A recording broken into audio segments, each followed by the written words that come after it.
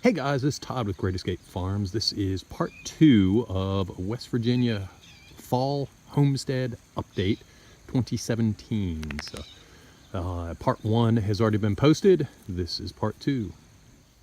And one of the other things I do around here is protect plants from deer, and this is one of them right here. So this is an Illinois everbearing mulberry. I moved this out in the fall, I believe it was, and in spring it started leafing out real good, and then I noticed that it just wasn't doing that great, and I came back here and I realized that it had some serious deer pressure. They were eating on it. Initially I did not have the fence around it, so I added the fence, and as you can see it's growing up nicely here now. So have to worry about the deer eating things until it's above their browse line. So the fence can probably come off in maybe not another year, but definitely another 2 years. And then down here we have another tree. I put in a weeping willow, and I put that right here by the pond because they like water, and weeping willows have medicinal values for you. But if you notice, it has white wrapped around the stalk, so the majority of this plant, I mean, it's taller than I am, so it's above the deer browse. However, I didn't get to this soon enough, and the deer did.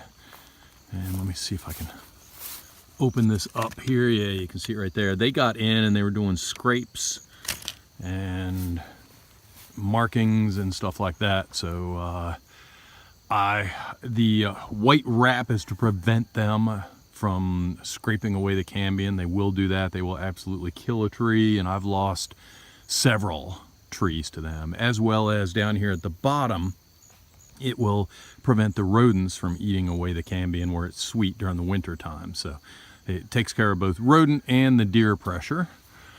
And these are the Kiwis here, and I need to do some work with them. Again, I've had deer pressure with these. I've done some research on them, and I found that they want to and need to be trellised. So I'm going to go ahead and set up a trellis system here.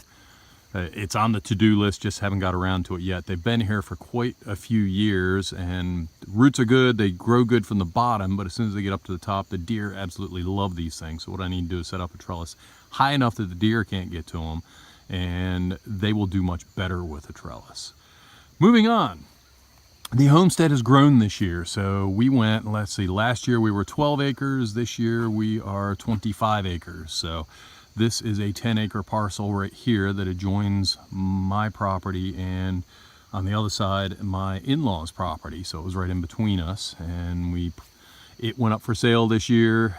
Timing was really not good for us financially, but we didn't know how long it would ever take, if it would ever go for sale again. So we made an offer on it, and they ultimately ended up accepting it. So that added 10 acres to our property. And right before this one, we purchased a corner lot, and I'll show you that in a little while. That one would be used for a possible storefront for the nursery. Okay, I said I would talk about lessons learned, and one of the lessons learned was in this barren area right here. It gets enough sunshine, has enough water that we can add to it. So I put in 100 and some odd elderberry in here. And of that, I have maybe 15 or 20 that are left. And the issue is deer. So deer came in and just chewed the heck out of it. I didn't put up any barrier or anything else, which I should have. So in the future, when I really wanted a big elderberry patch, and it's somewhat on the wood line, so it's right at the transition, right at the edge, so I would get some edge effect. I thought it would do fine here. Figured I would put enough in to not have to worry about the deer. That was not the case. They just came through and ate most of them up. So I will try this again another time, and instead of just leaving it here, I will wrap it with electric fence. So I keep talking about deer. I'm actually gonna redo my deer video and show you some of the things I do to mitigate and take care of the deer pressure around here. So look for that coming on the channel here in the next probably week or two. I'll get that out fairly quick, because deer pressure with rubs and scrapes are going to get pretty bad here as we move further into fall near mating season. Okay, and this is also a new property that we bought for the homestead. So this one actually connects to my in-laws' place. My places are down at the end of the road and to the left, and my in-laws are to the right. So with this connection here, we end up owning the whole thing. So we own from the just past the telephone pole there, all this level land here to the telephone pole, first telephone pole on the right there. So this would be the place that we would open up a storefront for Great Escape Farms. So kind of a nursery place, open it a couple days a week or whatever and come and pick stuff up instead of having to ship it. So one of the other things I do is wander around the woods, and although this isn't my property, it's right next to my property, and what we found here are some wild persimmons, which means that they are of the American variety. And the unripe ones are very, very astringent, make your mouth pucker, but the ripe ones are very, very sweet like candy. So these, I've been doing a lot of harvesting of different things, and these will definitely be some of them. Actually, I'm going to go ahead and make another thing I do is make videos of how to propagate stuff. So I'll be making a separate video showing you how to propagate these via seed. And one of the other things that we've been working on here is getting the mobile home, which is on the other side adjacent to my property. We bought it last year, and we're trying to get it up and running. So we had the plumbing put in, we also had electric put in. I'll show you the electric here in a minute. And once the plumbing and electric and sewage and everything is put in, so actually let me back up. The plumbing and the sewer, it was already here, it just wasn't run to the mobile. So all we had to do was bring it over to the mobile, have the pressure tank put in, the electric run to it, and the well pump put in. The well was drilled. And then same for the septic. It was in, the tanks were in, everything was done, just needed a line going down to it. So they added this white line here, which went down to it with a clean out. And because this is going to be a guest house as well as a business facility, they have cleanouts right there, which will allow me to completely shut down the water.